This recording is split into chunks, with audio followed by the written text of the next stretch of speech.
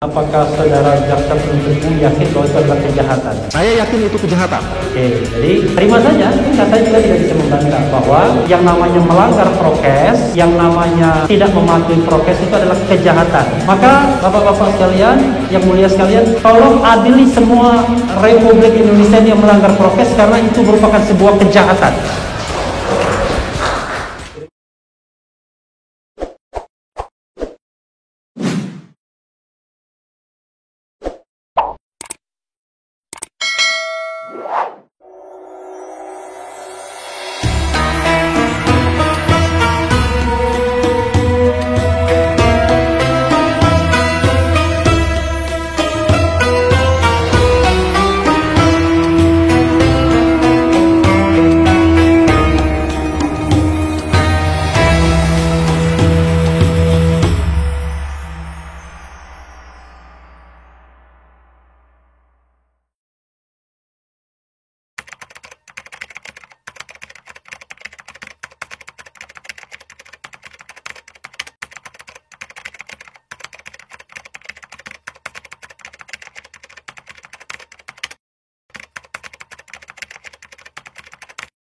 Bismillahirrahmanirrahim. Bismillahirrahmanirrahim.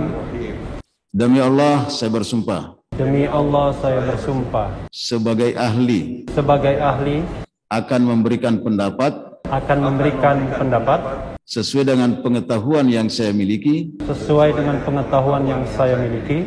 Dengan sebaik-baiknya. Dengan sebaik-baiknya. Ya, silakan duduk. Pak Replik, ahli kami menanyakan tentang penjelasan ahli terhadap pemberlakuan equality before the law. Bisa menjelaskan seperti apa? Ya, terima kasih kuasa hukum yang mulia, majelis hakim, jaksa penuntut umum, terdakwa, dan pengunjung sidang sekalian. Terima kasih. Assalamualaikum warahmatullahi wabarakatuh. Sebelumnya terima kasih atas kesempatan dihadirkan sebagai ahli dalam bidang ini. Pertanyaan tentang equality before the law itu adalah salah satu prinsip di dalam konstitusi kita, bahkan itu sudah dituliskan di dalam Undang-Undang Dasar periode awal sekali yang disahkan oleh PPKI tanggal 18 Agustus 1945. Di situ dikatakan pasal 28 bahwa setiap warga negara bersamaan kedudukannya dalam hukum dan pemerintahan. Jadi equality before the law and participate in government. Prinsip ini adalah prinsip yang tidak diubah, bahkan ditambah ketika konstitusi itu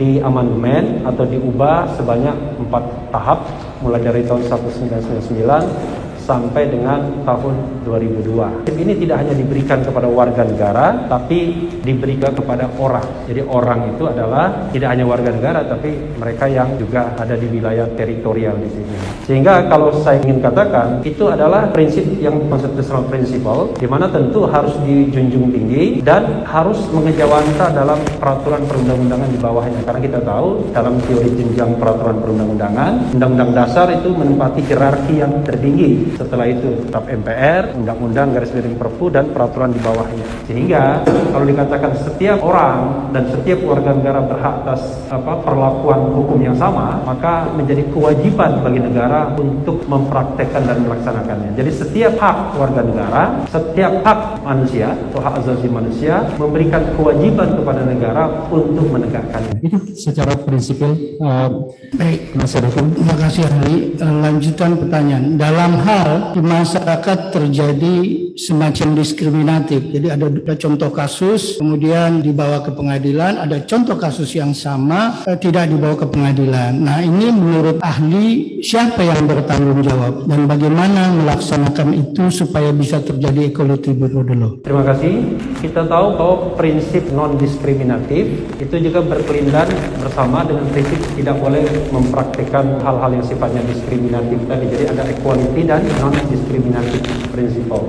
Pertanyaannya adalah, tadi saya sudah katakan, kalau itu tidak diterapkan, siapa sesungguhnya yang berhak menerapkannya? Secara teoritis, yang harus menerapkannya tentunya negara. Tetapi kita tahu bahwa negara tersebut kan ada unsur-unsurnya. Ada unsur government-nya dan ada unsur penduduknya. Tapi dalam konteks ini adalah government-nya. Nah, government itu tentu ada di beberapa cabang kekuasaan. Salah satunya cabang kekuasaan eksekutif. Dan kita tahu dalam hal ini, kalau kita kaitkan dengan dengan equality before the law sangat terkait dengan proses penegakan hukum yang tidak diskriminatif tadi. Siapa yang harus menegakkan hukumnya? Ya, para penegak hukum tentunya. Para penegak hukum yang terkait dalam kasus-kasus yang memang menjadi tugas dan tanggung jawabnya. Itu Mas Heru. Kemudian bahwa apabila dalam kaitan ini seorang yang dianggap melanggar hukum, nah kemudian dia melaksanakan dari dalam pelanggaran ini ada dikaitkan dengan hukum administrasi pembayaran denda dan kemudian memang diatur juga dalam hal kepidanaan. Dalam kaitan tersebut, kalau seseorang sudah dianggap melanggar satu kejahatan yang kemudian dibayar dengan denda, apakah bisa pada orang tersebut dikenakan pemidanaan? Bagaimana menurut ahli? Ini kan prinsip hukum yang umum,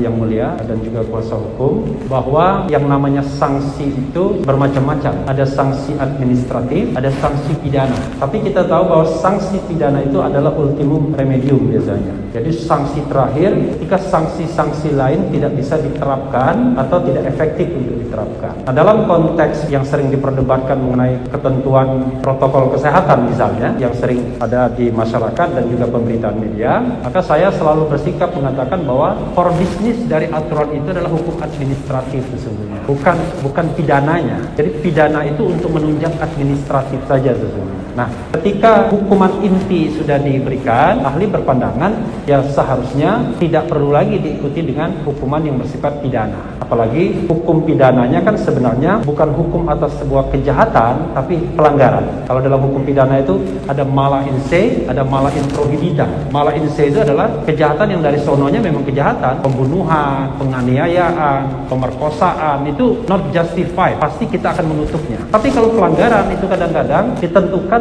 oleh peraturan perundang-undangannya. Karena itu dia bukan kejahatan, dia pelanggaran, dan pelanggaran itu kadang-kadang diberikan sanksi pidana untuk melengkapi sanksi-sanksi yang mungkin bisa diberikan, karena sekali lagi sanksi pidana itu sebagai ultimum remedium, sebagai jalan akhir kalau seandainya jalan-jalan lainnya sulit ditempuh atau barangkali tidak adil kalau seandainya tidak ditempuh jalan akhir tersebut. Itu pendapat saya.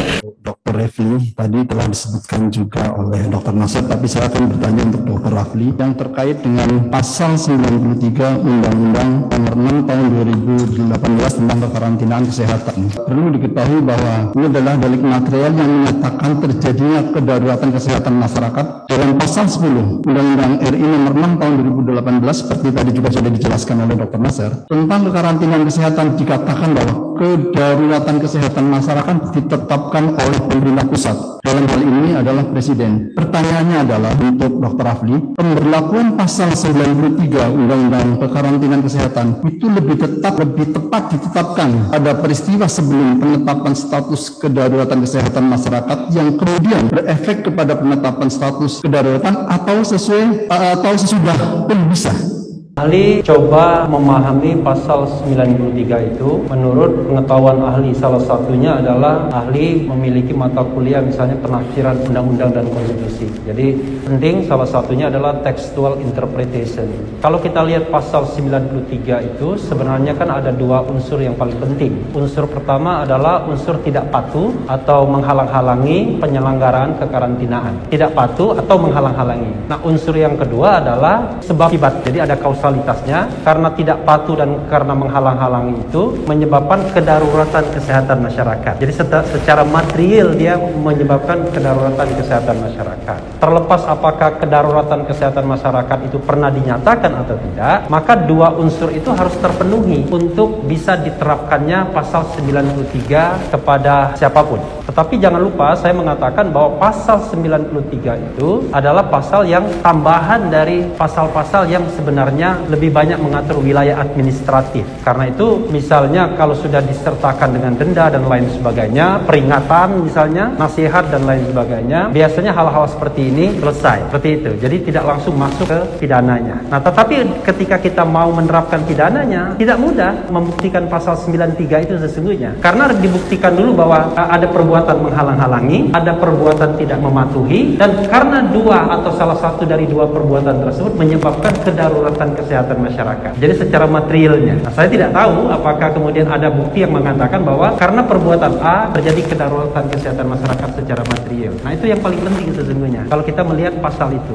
satu. Yang kedua, Majelis Hakim yang terhormat, kalau kita baca undang-undang tentang kekarantinaan kesehatan itu, Undang-Undang Nomor 6 tahun 2018, maka sesungguhnya undang-undang itu pastilah tidak mewadahi apa yang terjadi pada hari ini. Karena kalau kita baca keseluruhan undang-undang itu lebih pada bicara mengenai pandemi yang sifatnya lokalitas. Makanya ada karantina rumah, ada karantina rumah sakit, ada karantina wilayah dan lain sebagainya. Karena yang dibayangkan itu adalah ada sebuah daerah yang kena pandemi, agar dia tidak spreading kemana-mana, maka dilakukan karantina. Orang tidak bisa keluar dan masuk. Dan siapa yang melanggar itu, maka akan ada sanksi, mulai dari sanksi administratif sampai sanksi pidana. Kira-kira begitu. Tapi untuk pandemi sekarang ini, kita ada susah mengatakan perbuatan-perbuatan mana yang kemudian bisa dibolehkan dan tidak dibolehkan. Karena luasannya sudah seluruh Indonesia kenyataannya. Karena itu saya mengatakan pastilah pembuat undang-undang nomor 6 tahun 2018 itu tidak membayangkan bahwa pandemi yang terjadi adalah pandemi yang seperti ini.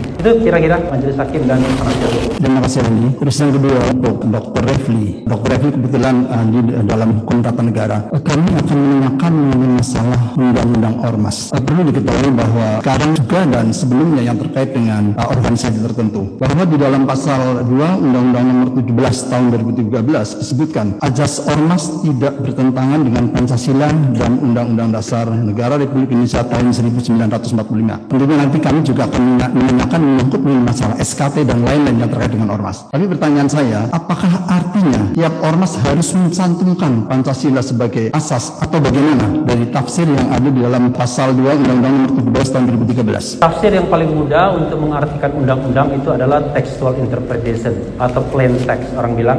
Jadi tidak boleh keluar dari teks. Itu salah satu perspektif penafsiran. Dan kalau kita bicara teks itu eskitis apa adanya, di situ kan dikatakan bahwa azas itu tidak boleh bertentangan dengan Pancasila. Itu dengan mudah bahasa kita mengatakan bahwa tidak harus Pancasila, yang penting tidak bertentangan dengan Pancasila. Karena kalau misalnya maksud pembentuk undang-undangnya harus Pancasila, maka itu harus dinyatakan secara tegas. Jadi yaitu azas organisasi masyarakat adalah Pancasila. Tapi ini tidak begitu, tapi tidak bertentangan dengan Pancasila. Artinya boleh azas apa saja sepanjang itu tidak bertentangan dengan Pancasila. Walaupun saya sebagai pengajar hukum tata negara mengatakan apa itu sih tidak bertentangan dengan Pancasila, tapi itu bab lain. Kira-kira itu penasihat hukum. Terima kasih ahli. Pertanyaan kedua yang terkait dengan surat keterangan terdaftar. Sekarang ini kan ada beberapa persyaratan yang memang harus dipenuhi oleh setiap ormas. Terus bagaimana menurut ahli kalau misalnya dari sebuah ormas SKT tidak diterbitkan, apakah organisasi itu tetap bisa berjalan seperti biasanya walaupun misalnya tidak menerima bantuan dari pemerintah? Ini sering menjadi polemik di masyarakat, dan sebenarnya waktu undang-undang organisasi kemasyarakatan mau disahkan atau dalam proses pembahasan itu Undang-Undang Nomor 17 tahun 2013 setelah kemudian diganti dengan Perpu 2017 sebagian pasalnya, itu memang ada keinginan dari pemerintah agar semua organisasi masyarakat itu terdaftar. Ada keinginan seperti itu. Tapi keinginan tersebut sangat tidak realistis karena tidak mungkin mendaftar semua organisasi masyarakat yang ada di Republik ini. Yang paling gampang terdaftar adalah tentu saja yang berbadan hukum, karena dia pasti mendaftar ke Kemenkumham untuk mendapatkan status badan hukum, entah itu yayasan atau perkumpulan. Tapi banyak sekali perkumpulan ormas-ormas yang tidak membutuhkan itu. Bahkan ada ormas yang mohon maaf, misalnya nama Bambang misalnya, nama Endang, ormas yang hobinya naik Vespa dan lain sebagainya, yang tidak bicara tentang idealisme tapi bicara tentang hobi saja. Tapi tetap dia organisasi kemasyarakatan, tempat masyarakat berkumpul misalnya. Karena itulah surat keterangan terdaftar itu adalah bukan menentukan apakah ormas itu menjadi legal atau tidak, sah atau tidak, atau bisa mengadakan kegiatan atau tidak. SKT itu dibutuhkan seandainya dalam dua perspektif. Perspektif pertama adalah organisasi tersebut mau dapat keuntungan nggak dari negara. Misalnya dapat program bantuan, pembinaan, kalau ada kegiatan penyuluhan diundang. Perspektif dari negara memiliki administrasi yang baik. Berapa sih ormas yang ada, kegiatannya apa, masih aktif atau enggak, dan lain sebagainya. Karena SKT itu kan ada renewalnya, ada pembaharuannya. Tapi sekali lagi, itu tidak menentukan suatu ormas, suatu organisasi itu tidak boleh melakukan kegiatan kalau dia tidak terdaftar. Saya ini misalnya ketua alumni di SMA, ketua alumni S3 misalnya. Ya saya sepanjang ini saya belum merasa perlu terdaftar. Atau saya juga presiden OU, Aliansi Lintas YouTuber misalnya. Ya belum merasa perlu untuk mendaftar. Karena ketika saya merasa perlu untuk mendaftar berarti saya ada kepentingan negara yang ingin saya ada kepentingan saya terhadap negara yang ingin saya peroleh, ingin saya dapatkan fasilitas dari negara. Misalnya fasilitas perlindungan dan lain sebagainya. Tetapi negara tidak boleh melarang aktivitas setiap ormas walaupun dia tidak terdaftar atau pendaftarannya tidak diperpanjang karena masalah administratif yang belum selesai. Karena ini adalah bagian dari hak konstitusional sekali lagi. Jadi freedom of association, yaitu hak untuk berserikat, berkumpul, mengeluarkan pendapat baik secara lisan maupun tulisan. Sehingga aturan di bawahnya harus mencerminkan kebebasan dan perlindungan itu. Begitu yang mulia dan penasihat hukum. Untuk ahli Dr. Refli, saya tadi melanjutkan dari yang rekan kami katakan terkait dengan pasal 27 ayat 1 Undang-Undang Dasar 1945 bahwa segala warga negara bersamaan kedudukannya dalam hukum dan pemerintahan dan wajib menjunjung hukum dan pemerintahan itu dengan tidak ada kecualinya. Tadi ahli sudah menerangkan bahwa sesungguhnya negara yang harus bertanggung jawab, kemudian dilanjutkan bahwa harus eksekutif dan pihak-pihak yang terkait. Pertanyaan saya lanjutan dari itu adalah, menurut ahli, bagaimana akibat yang ditimbulkan ketika pasal 27 ayat 1 yang tadi saya sebutkan dari Undang-Undang Dasar 1945 itu tidak diterapkan? Silakan. Jawabannya ini mohon maaf kalau mungkin dianggap mendikte hakim jadinya. Sederhana saja, kita bicara tentang proses penegakan hukum, law enforcement. Jadi proses penegakan hukum itu ya tentu didasarkan pada prinsip-prinsip. Salah satunya ya prinsip-prinsip yang tercantum di dalam konstitusi, yaitu prinsip salah satunya adalah prinsip kesamaan kedudukan, prinsip non-diskriminatif dan lain sebagainya. Jadi menurut saya di sidang inilah prinsip-prinsip itu hendak ditegakkan karena tidak ada forum lain yang menegakkan prinsip tersebut yang justified, yang putusannya mengikat. Sebenarnya kalau kita bicara mengenai proses di hulunya, prinsip itu kan sudah harus berjalan kalau kita bicara di hulunya. Tetapi sekarang kita sudah berada di pertengahan hilir. Walaupun kita sudah berada di pertengahan hilir, bukan berarti prinsip tersebut tetap harus diabaikan dan tidak ditegakkan. Tetap bisa ditegakkan kapanpun itu, salah satunya melalui proses persidangan ini. Itu Majelis Hakim dan Penasihat Hukum. Ya, terima kasih ahli. Saya akan lanjutkan. Dalam Undang-Undang Nomor 30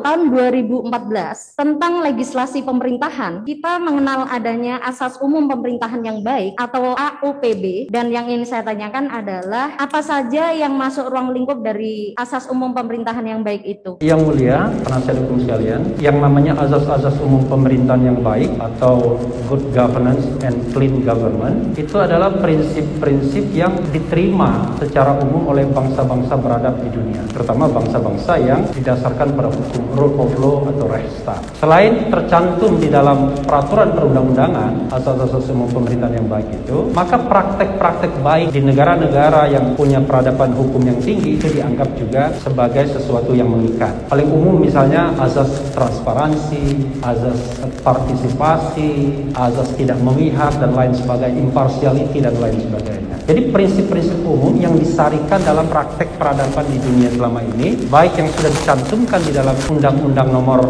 tadi ya tentang administrasi pemerintahan maupun praktek-praktek yang ada di dunia ini. Maka misalnya kalau kita men-challenge aturan yang dianggap bertentangan dengan peraturan yang lebih tinggi dalam pengadilan tata usaha negara, kita challenge dengan dua hal. Hal pertama adalah bertentangan dengan undang-undang atau peraturan yang lebih tinggi. Yang kedua adalah bertentangan dengan azas-azas umum pemerintahan yang baik. Nah, bertentangan dengan azas-azas umum pemerintahan yang baik ini, baik tercantum dalam Undang-Undang Administrasi Pemerintahan dan undang-undang lainnya, maupun praktek-praktek bangsa beradab di dunia yang bisa diterima. Kalau dalam hukum internasional namanya jus hogan, prinsip-prinsip seperti itu. Tetapi intinya adalah kita tidak berdebat lagi mengatakan bahwa transparansi itu baik, impartiality itu baik, kemudian partisipasi itu baik dan lain sebagainya dan lain sebagainya. Gitu yang mulia dan penasihat hukum. Saya lanjutkan ahli. Tadi sudah diterangkan tentang asas umum pemerintahan yang baik. Pertanyaan saya lanjutannya adalah, jika ada hierarki pemerintahan yang lebih rendah, tidak melaksanakan perintah pemerintahan yang lebih tinggi. Contohnya, Provinsi A dalam hal terjadi dugaan pelanggaran memerintahkan kepada Kabupaten B untuk memberikan sanksi administratif. Ternyata Kabupaten B tersebut memberikan sanksi pidana, bukan memberikan sanksi administratif. Bagaimana menurut ahli dilihat dari AUPB tersebut? Ahli mengatakan pertanyaan itu agak complicated dan agak umum ya. Jadi harus lebih spesifik karena hubungan-hubungan pemerintahan itu tidaklah sesederhana yang kadang-kadang harus kita jelaskan.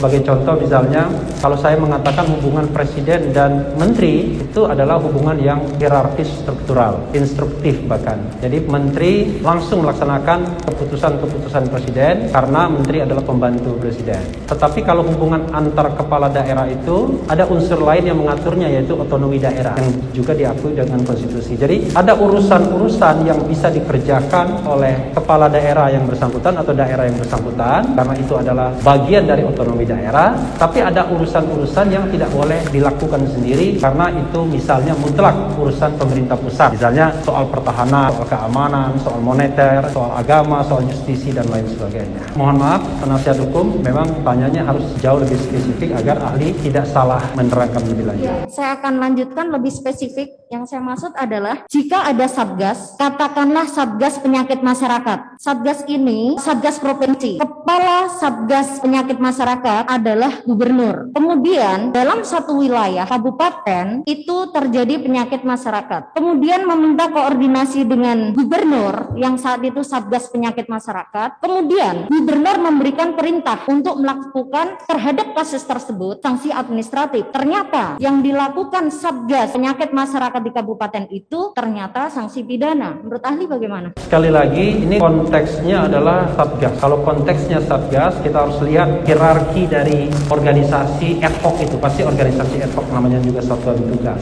Apakah dia sifatnya struktural instruktif ataukah sekedar koordinasi saja? Kalau dia sifatnya struktural instruktif, ya keputusan satgas nasional atau satgas atas ya harus diikuti oleh bawahannya. Karena kalau tidak ada kekacauan tata administrasi persatgasan. Tapi bayangan saya, Majelis Hakim yang mulia, ini harusnya memang terstruktur. Karena kita tahu bahwa yang namanya darurat kesehatan masyarakat dan darurat bencana nasional, ini adalah sebuah rezim yang memang dikenalkan karena adanya pernyataan dari penguasa, dalam hal ini dari pemerintahan tingkat pusat, dan kemudian diikuti pemerintahan tingkat bawahnya. Maka bayangan saya harusnya setiap gerak langkah Satgas itu ya harus tidak hanya koordinatif, tapi juga sifatnya instruktif juga. Jadi dari atas ke bawah harus sama. Kalau kita bicara tentang efektivitas sebuah Satgas. Karena kalau misalnya bisa jalan sendiri-sendiri, ya ngapain kita buat Satgas? Serahkan saja pada urusan pemerintahan lokal dalam bingkai otonomi daerah. Kira-kira begitu. Saya lanjutkan ahli. Menurut ahli, ketika kita dalam berbangsa dan bernegara, pasti ada tokoh-tokoh nasional. Pertanyaan saya adalah, menurut ahli seberapa besar pengaruh ucapan pimpinan nasional, misalnya Menko apapun dalam sebuah pemerintahan? Menurut ahli, apakah itu cukup berpengaruh atau biasa saja atau lewat atau bagaimana menurut ahli? Kata-kata, ucapan, statement dari mereka yang memegang kekuasaan itu tidak bisa kita bandingkan dengan ucapan, statement dari mereka yang tidak memegang kekuasaan. Kalau saya misalnya mengatakan silahkan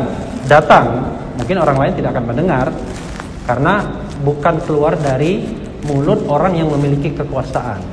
Tapi kalau keluar dari orang yang memiliki kekuasaan atau memegang kekuasaan, maka tentu dampaknya bisa lain atau bisa berbeda. Itu penasihat hukum.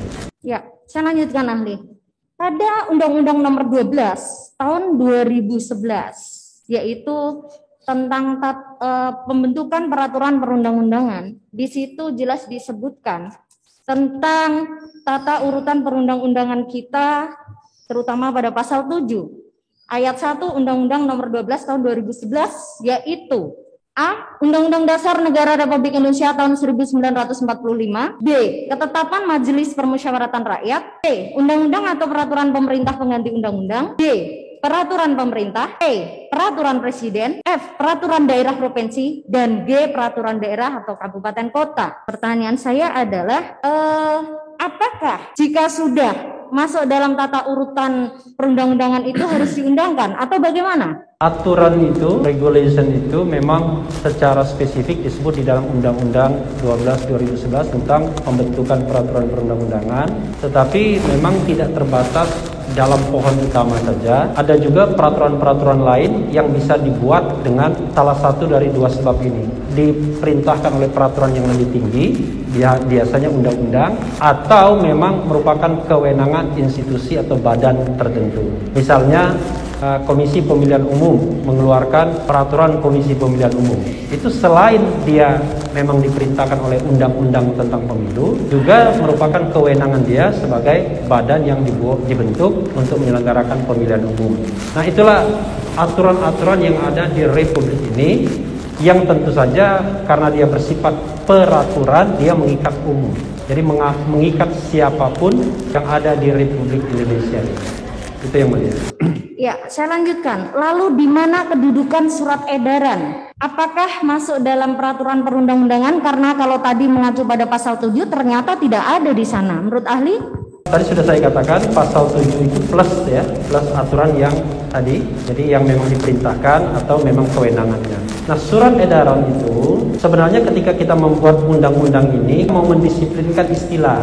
Kalau dulu kan ada istilahnya kepres, keputusan presiden, tapi isinya rehling, aturan. Maka sekarang dibagi dua. Kalau dia yang sifatnya basing, yaitu penetapan, namanya keputusan. Kalau yang bersifat aturan atau rehling, namanya peraturan. Nah, surat edaran itu sukar kita mengatakannya di antara dua bentuk dari dasar hukum ini. Apakah dia peraturan, apakah dia keputusan? Saya mengatakan dua-duanya tidak. Jadi surat edaran ini sebenarnya kadang-kadang orang menyebutnya kuasi aturan. Namanya kuasi nggak nyata, tapi walaupun nggak nyata, kadang-kadang orang takut karena biasanya langsung dikeluarkan oleh atasan dan berkenaan dengan karir dan lain sebagainya. Padahal menurut saya harusnya kita harus bisa membedakan mana aturan, mana surat edaran. Surat edaran itu harusnya bersifat internal, harusnya. Jadi hanya mengikat aparaturnya tapi tidak mengikat umum. Tapi kalau peraturan dia mengikat umum. Kira-kira begitu, penasihat hukum. Lanjutkan. Tadi ahli mengatakan bahwa surat edaran itu sebenarnya bersifat kuasi, artinya legislasi semu. Saya ingin menanyakan kepada ahli, Prof. Bagirmanan juga berpendapat bahwa surat edaran itu legislasi semu, artinya aturan kebijakan bukan merupakan peraturan perundang-undangan. Asas pembatasan dan pengujian terhadap peraturan undangan tidak dapat diperlakukan pada aturan kebijakan. Aturan kebijakan tidak dapat diuji secara wet motivate karena memang tidak ada dasar peraturan perundang-undangan untuk membuat keputusan aturan kebijakan tersebut, dan D. Aturan kebijakan dibuat berdasarkan kewenangan bebas dan ketiadaan wewenang administrasi bersangkutan membuat peraturan perundang-undangan. Yang saya tanyakan berarti apakah yang ahli maksud itu sama dengan yang dimaksud Prof. Bagirmanan tadi? Ya, kurang lebih ya. Jadi ada satu kasus pernah dimintakan uji materi terhadap surat edaran, yaitu dulu surat edaran mengenai coblos diingat pada pemilihan presiden 2004, kemudian itu pemilu legislatif 2004, kemudian juga itu pemilu presiden benar 2004 pertama kali, kemudian juga surat edaran mengenai apa pada waktu itu ya. Nah, ketika di judicial review ke Mahkamah Agung, karena memang Mahkamah Agung yang memiliki kewenangan untuk menguji peraturan di bawah undang-undang berdasarkan pasal 24 Undang-Undang Dasar 1945, Mahkamah Agung menolak menguji surat edaran KPU tersebut dengan mengatakan bahwa surat edaran bukanlah peraturan sebagaimana dimaksud dengan pasal 24 itu. Sehingga dia mengatakan tidak bisa diuji. Tetapi yang menjadi masalah adalah surat edaran ini sering menjadi duri dalam daging karena tiba-tiba sering digunakan untuk melakukan tindakan hukum. Termasuk juga misalnya ya yang sering kita lakukan tuh ada, kalau di kepolisian itu ada dua. Ada peraturan Kapolri, ada telegram. Nah, ini kan juga agak hanya memelihara tradisi, padahal harusnya kalau membuat peraturan yang bersifat mengikat umum, buatlah peraturan. Jangan bikin bentuk-bentuk hukum lainnya, maklumat, surat edaran, telegram, apalagi misalnya. Karena bentuk-bentuk aturan seperti itu memang muncul dalam praktek-praktek ketatanegaraan masa lalu. Kita pernah ingat maklumat X wakil presiden tentang pembentukan partai-partai politik misalnya. X itu maksudnya belum ada nomor waktu itu, nggak dikasih nomor. Jadi namanya maklumat. Padahal sekarang kita sudah atur namanya cuma dua saja. Apakah Anda mau bikin keputusan ataukah mau bikin peraturan? Itulah dua produk hukum yang mengikat umum selain vonis pengadilan. Itu Yang Mulia. Ya, saya lanjutkan ahli. Tadi ahli mengatakan bahwa surat edaran itu harusnya bersifat internal dan tidak mempunyai kekuatan mengikat keluar. Apakah itu karena surat edaran itu bukan sebuah norma sehingga dia tidak dapat memberikan saksi atau diberikan sanksi, atau bagaimana menurut ahli? Iya, karena surat edaran itu bukan peraturan, bukan aturan yang mengikat secara umum. Jadi kalau dia misalnya ditaati dan mau mengikat keluarnya harus melalui peraturan perundang-undangan. Sebagai contoh misalnya, katakanlah surat edaran dari Menteri X, tolong perhatikan undang-undang kekarantinaan kesehatan, misalnya begitu. Nah, maka yang mengikatnya kan undang-undang kekarantinaan kesehatannya itu, bukan surat edarannya. Surat edaran itu harusnya tidak mengikat. Makanya kan kemudian terhadap dalil, norma, azas dan lain sebagainya yang mengujinya di pengadilan seperti ini agar dia kemudian workable, bisa diterapkan ilmu pengetahuan yang ada itu. Karena kalau kita berdebat dengan misalnya katakanlah di luar misalnya, ya kadang-kadang orang mengatakan, loh mana aturannya yang mengatakan bahwa surat edaran tidak mengikat dan lain sebagainya. Padahal itu adalah ilmu pengetahuan umum yang orang harusnya bisa menerimanya. Nah, gitu. Ya, terima kasih. Mungkin rekan kami akan melanjutkan. Mohon izin melanjutkan Yang Mulia. Kami ingin bertanya kepada ahli Dr. Refli Harun terkait dengan Undang-Undang Ormas. Yang pertama, di dalam Undang-Undang Nomor 17 Tahun 2013 junto dalam Undang-Undang Nomor 16 Tahun 2017 tentang organisasi kemasyarakatan, yang ditanyakan adalah terkait dengan ormas. Di dalam undang-undang ini berlaku ketentuan atau rezim apa yang berlaku? Apakah rezim izin atau rezim pendaftaran? Mohon penjelasan dari ahli. Iya, tadi saya sudah sampaikan sesungguhnya eksistensi dari sebuah ormas itu tidak ditentukan apakah dia mendaftar atau tidak. Jadi tidak mendaftarnya saja tidak apa-apa, apalagi kalau kita mengatakan harus izin. Karena harus kita bedakan mendaftar dan izin. Jadi ada yang kalau izin itu berarti kan blessing dari negara, izin dari negara, maka ormas itu bisa berkegiatan. Padahal konstitusi mengatakan itu adalah hak konstitusional masyarakat. Makanya saya sekarang berkegiatan sebagai presiden aliansi lintas YouTuber misalnya. Yang penting kegiatan tersebut konstitusional, tidak melanggar hukum dan lain sebagainya, dan tidak boleh dilarang sepanjang tidak melanggar hukum. Padahal mendaftar saja saya belum, kira-kira begitu ya. Di akte notariskan saja belum. Tapi tidak bisa dikatakan bahwa itu organisasi ilegal karena itu adalah bagian dari kebebasan berserikat dan berkumpul. Itu satu hal. Bahkan partai politik saja juga begitu. Ada partai politik yang baru dideklarasikan, yang ada di Jogja kemarin, Partai Umat, itu pasti belum mendaftar di Kementerian Hukum dan HAM, pasti belum menjadi peserta pemilu karena nanti baru 2024. Tapi apakah dia dilarang? Nggak bisa dia dilarang karena itu bagian dari hak berserikat dan berkumpul. Makanya tidak heran ketua umumnya sudah kemana-mana bersafari dan lain sebagainya, dan media pun tidak berkeberatan mengatakan bahwa mereka adalah partai politik dan ketuanya adalah ketua umum partai politik yang bersangkutan. Ya ada juga partai yang Masyumi. Kalau Masyumi enggak, karena dia mengambil badan hukum partai yang lama. Tapi ini betul-betul partai yang baru. Jadi yang ingin saya katakan adalah saya tidak ingin mengatakan rezim pendaftaran atau rezim izin, tapi rezim kebebasan berserikat dan berkumpul sesungguhnya itu yang jauh lebih tepat. Jadi apakah Anda mendaftar, apakah Anda diizinkan atau tidak, itu bukan masalah. Yang penting adalah Anda memiliki kebebasan berserikat dan berkumpul, tapi mestilah itu peaceful association, peaceful assembly, damai, tidak melanggar hukum dan lain sebagainya. Bagaimana kalau melanggar hukum? Ya lakukan penegakan hukum. Kita lihat masalahnya di organisasinya ataukah masalahnya di individunya. Kira-kira begitu, Yang Mulia. Baik, melanjutkan dari pernyataan terakhir dari ahli yang mengatakan bahwa kita akan lihat apa permasalahan hukumnya ada di individunya atau di organisasinya. Pertanyaannya adalah, dalam perspektif konstitusi terkait dengan pertanggungjawaban pidana, apakah tepat apabila seseorang itu dihukum karena dia berada dalam satu organisasi yang sama, atau kita menyebutnya dengan crime by association? Bagaimana pendapat ahli? Yang Mulia, kita harus memahami bahwa yang namanya tindak pidana itu adalah individual responsibility. Itu biasanya tanggung jawab individual. Hanya memang dalam konteks ini kan ada yang melakukan, ada yang menyuruh lakukan. Kira-kira begitu. Nah, karena itu saya ingin mengatakan bahwa Kalau perspektifnya adalah tindak pidana, maka bebannya adalah kepada mereka yang melakukan, baik yang melakukan sendiri maupun yang menyuruh lakukan. Kira-kira begitu. Baik, kami catat, Saudara Ahli. Pertanyaan selanjutnya, dalam perspektif konstitusi, bagaimana pandangan ahli terkait dengan apakah tepat sebuah ketentuan hukum diterapkan berlaku surut? Pasal 28I Undang-Undang Dasar 1945 itu memberikan sebuah norma yang mengatakan bahwa hak untuk tidak dituntut berdasarkan hukum yang berlaku surut adalah hak asasi manusia yang tidak bisa dibatasi at any circumstance. Ini adalah prinsip umum yang bisa saja disimpangi ternyata dalam 1-2 keputusan, tapi itu keputusan Mahkamah Konstitusi dalam kasus Abilio Suarez misalnya. Tetapi secara umum azas itu, norma itu adalah norma yang strong, norma yang kuat. Bahkan di dalam konstitusi kita katakan bahwa kalau kita mau melakukan pembatasan,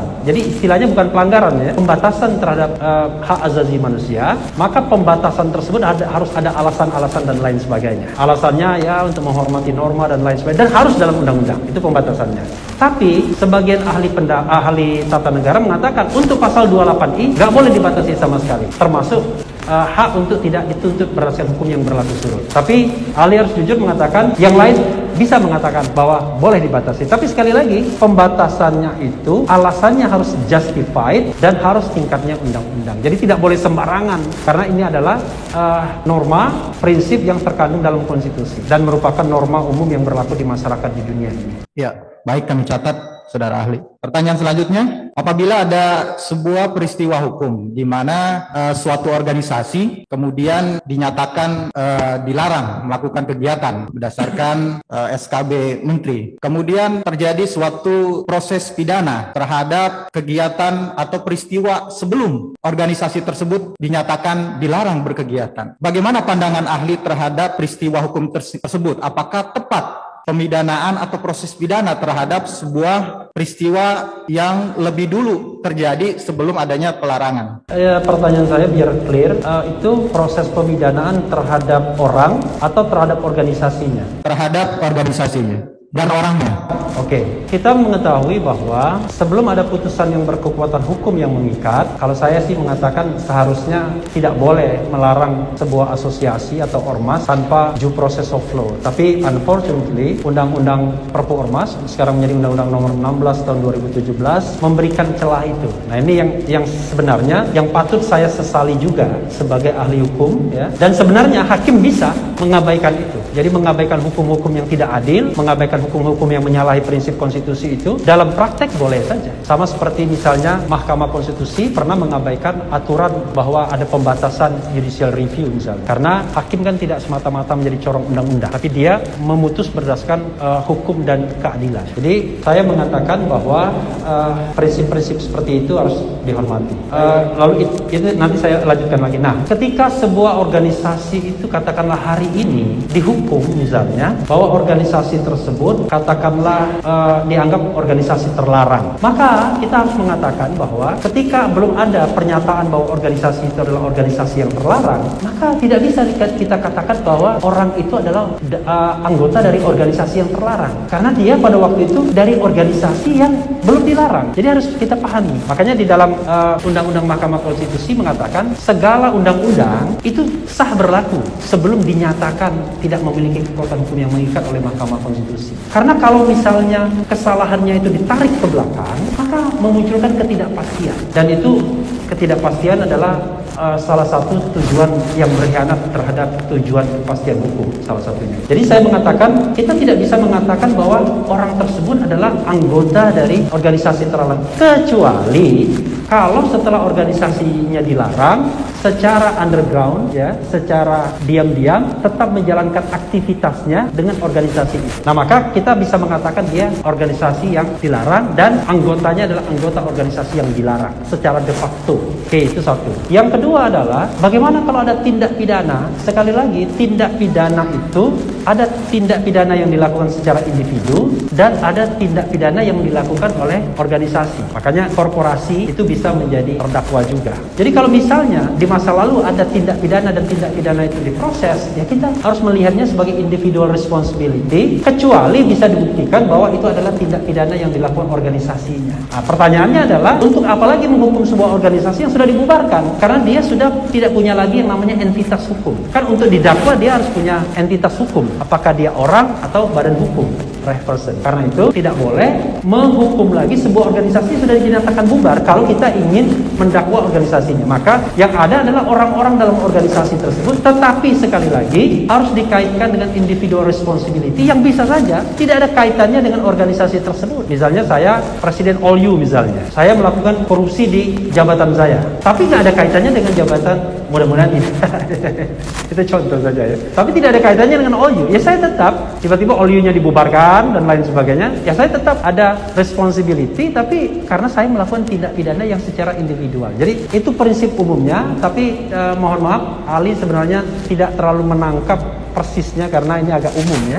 Jadi tapi prinsip umumnya seperti itu. Baik, kami lanjutkan, saudara ahli. Tadi kami mengutip juga bahwa seharusnya pernyataan ahli seharusnya bahwa pelarangan itu juga melalui due process of law, gitu ya ahli, kalau tidak salah. Terkait dengan hal tersebut, maka pertanyaan kami selanjutnya adalah, dalam perspektif ahli sebagai ahli konstitusi, apakah tepat proses pembubaran sebuah organisasi masyarakat atau pencabutan izin atau apa disebutnya dengan pelarangan itu, apakah tetap tepat kalau tidak dilakukan melalui proses pengadilan, ataukah itu memang harus melalui proses pengadilan?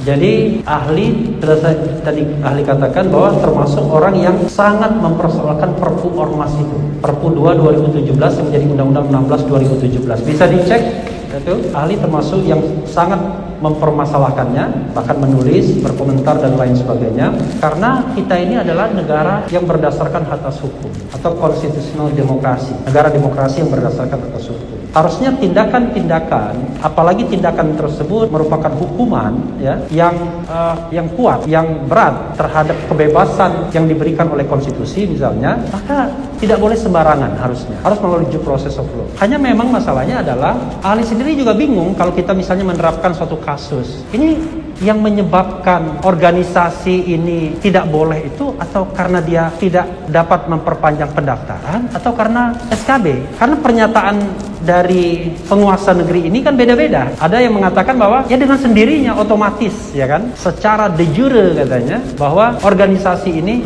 sudah ilegal. Kok bisa begitu? Lalu ada juga SKB yang menjadi dasar. Jadi dari hal ini saja ahli mengatakan, apalagi prosesnya ahli tahu betul, prosesnya juga tidak sesuai dengan undang-undang yang dibuat sendiri, walaupun ahli sendiri mengatakan undang-undang itu juga melanggar konstitusi dan harusnya menjadi pertimbangan hakim ketika menerapkannya dalam kasus konkret. Karena begini, hakim dalam kasus konkret boleh menafsirkan undang-undang, tapi dalam kasus yang abstrak juga boleh. Tapi dalam kasus yang abstrak adalah kewenangan Mahkamah Konstitusi. Dalam kasus konkret, dalam kasus per kasus. Nah, itulah maknanya memutus berdasarkan hukum dan keadilan. Kira-kira begitu, Yang Mulia. Baik, terima kasih, Dr. Refli. Berikutnya saya ingin sampaikan ke saudara ahli, Dr. Refli Harun. Nah, saya sampaikan juga terima kasih atas kehadirannya dan terima kasih atas ilmu yang diberikannya. Ada beberapa pertanyaan yang saya ingin gali dari Dr. Refli. Yang pertama, tadi Dr. Refli bicara soal prinsip ultimum remedium. Ultimum remedium. Nah, saya ingin ada sedikit penjelasan yang lebih detail tentang suatu pelanggaran prokes yang sudah dikenakan denda, tentang suatu pelanggaran prokes yang sudah dikenakan denda, lalu dipidanakan dengan pasal hasutan, pasal 160 KUHP, atau dipidanakan yaitu dengan pasal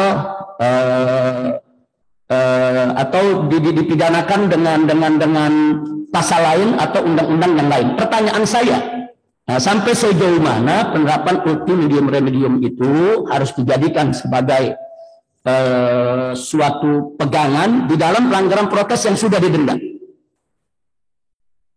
Ya, seperti yang saya katakan tadi, bahwa yang namanya pelanggaran pidana atau tindak pidana itu kan ada dua. Ada mala in se dan mala in prohibita. Kalau malah insane, kita nggak bisa ngomong lagi. Walaupun terhadap tindak pidana yang kecil-kecil, itu kan diupayakan proses di luar yang dinamakan alternative dispute resolution. Jadi walaupun ada hukum pidana, tapi kalau cuma pukul memukul dan lain sebagainya udah selesai begitu saja. Kira-kira begitu. Nah, padahal penganiayaan dan lain sebagainya tidak justified.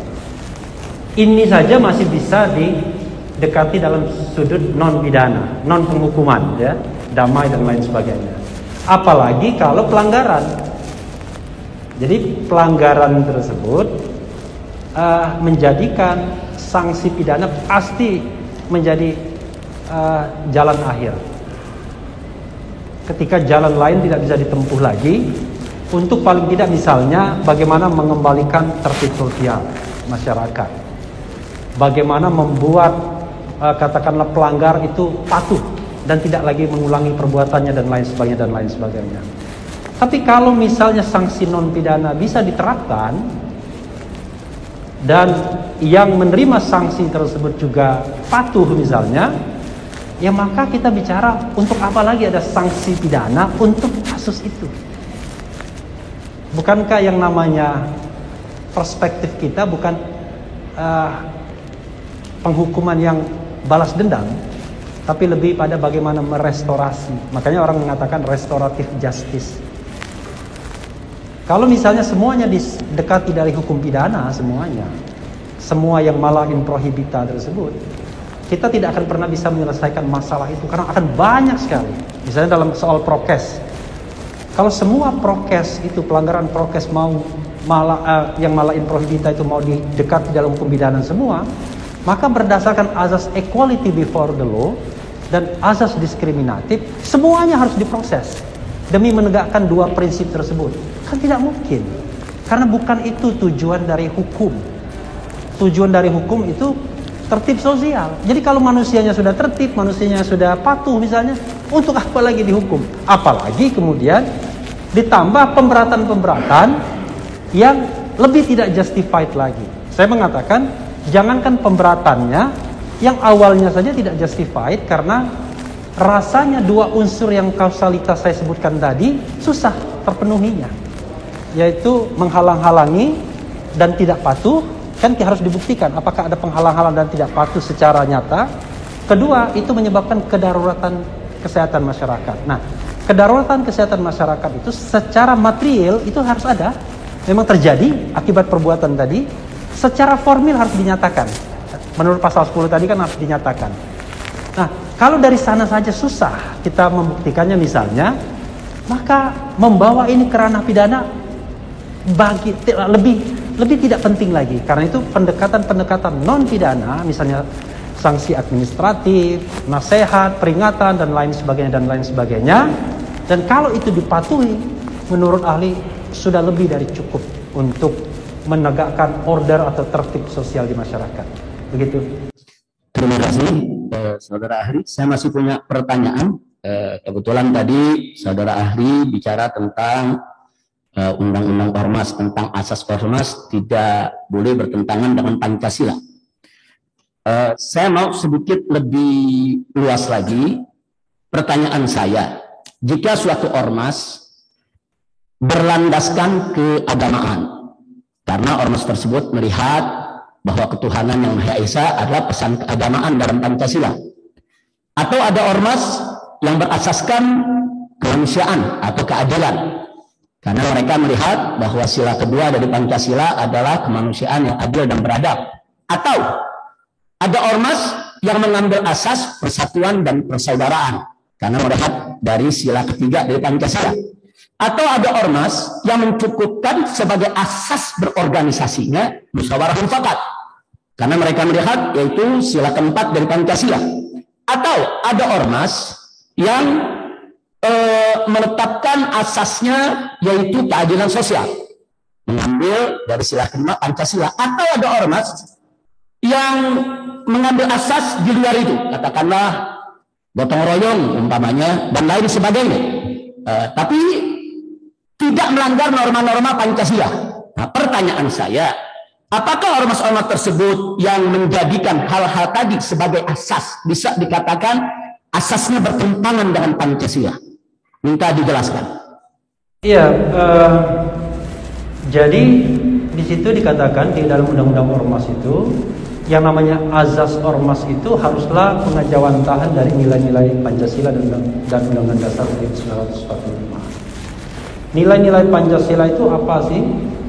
Nilai-nilai Undang-Undang Dasar 1945 itu apa sih? Kadang-kadang kita mudah sekali menyebutkannya, tapi tidak sadar bahwa nilai itu luas sekali. Kalau kita bicara tentang Pancasila, ya ada sila pertama yang lebih menekankan ketuhanan yang Maha Esa, dan tentu perspektifnya lebih menekankan, misalnya kalau dalam Islam, ya katakanlah ajaran-ajaran Islam dan lain sebagainya. Ada juga yang lebih mengedepankan tadi gotong royong, mengedepankan lagi mufakat, demokrasi dan lain sebagainya. Ada ormas seperti pro-dem misalnya, pro-demokrasi, dia nggak bicara ketuhanan, tapi bicaranya tentang katakanlah demokrasi sila keempat. Sepanjang itu tidak bertentangan dengan Pancasila, ya, Pancasila di sini adalah tentu Pancasila yang kita bisa tafsirkan secara seperti tadi plain text-nya.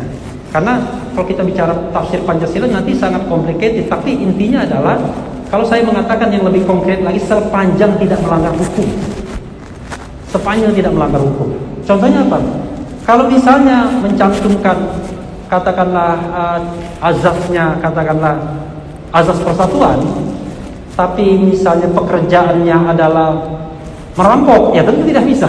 Jadi yang dilihat itu adalah pekerjaan melanggar hukumnya. Makanya saya mengatakan ada kalimat-kalimat dalam undang-undang itu yang lebih indah diomongkan, tapi kalau kita perinci satu-satu sulit. Makanya saya mengatakan orang disumpah bahwa syarat menjadi pejabat publik itu adalah setia kepada Pancasila, Undang-Undang Dasar, menjalankan perintah agama dan lain sebagainya.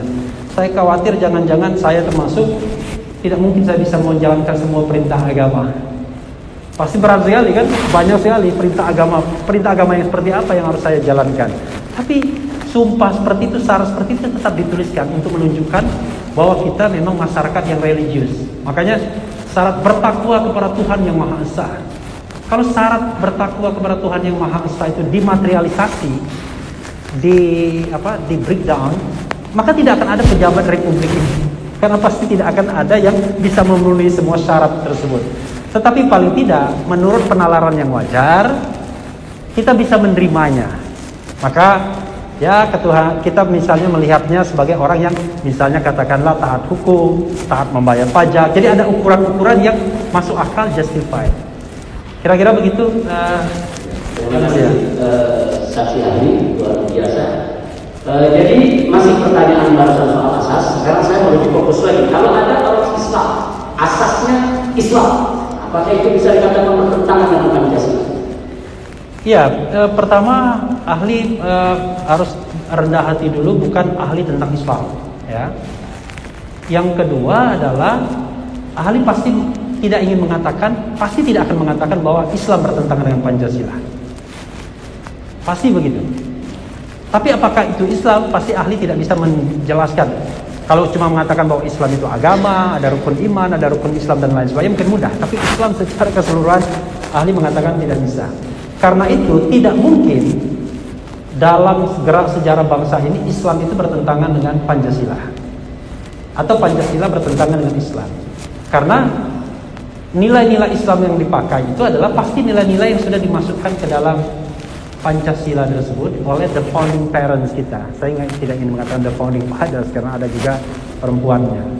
Jadi the founding parents kita memasukkan nilai-nilai itu, dan kita tahu bahwa ada golongan Islam dan ada golongan nasionalis yang merumuskan nilai-nilai Pancasila tersebut, termasuk nilai ketuhanan yang Maha Esa. Dan salah satunya adalah masyarakat kita yang diidamkan, yang dipikirkan adalah masyarakat yang religius, masyarakat yang bukan sekuler. Maka saya katakan kita tidak bisa sama persis dengan negara sekuler, tapi kita bukan juga negara agama, tapi kita adalah negara non sekuler yang religius. Karena itulah yang dibayangkan. Makanya kemudian the founding parents itu mengatakan atas berkat rahmat Allah yang Maha Kuasa. Jadi kata-kata itu selalu ditekankan di dalam kemerdekaan kita. Karena itu kalau hari ini saya mengatakan Islam bertentangan dengan Pancasila, maka saya akan mengingkari sejarah pembentukan bangsa ini. Ya, terima kasih saudara ahli. Yang terakhir, pertanyaan yang terakhir, saya ingin menyampaikan pengandaian suatu kasus berkaitan dengan ormas.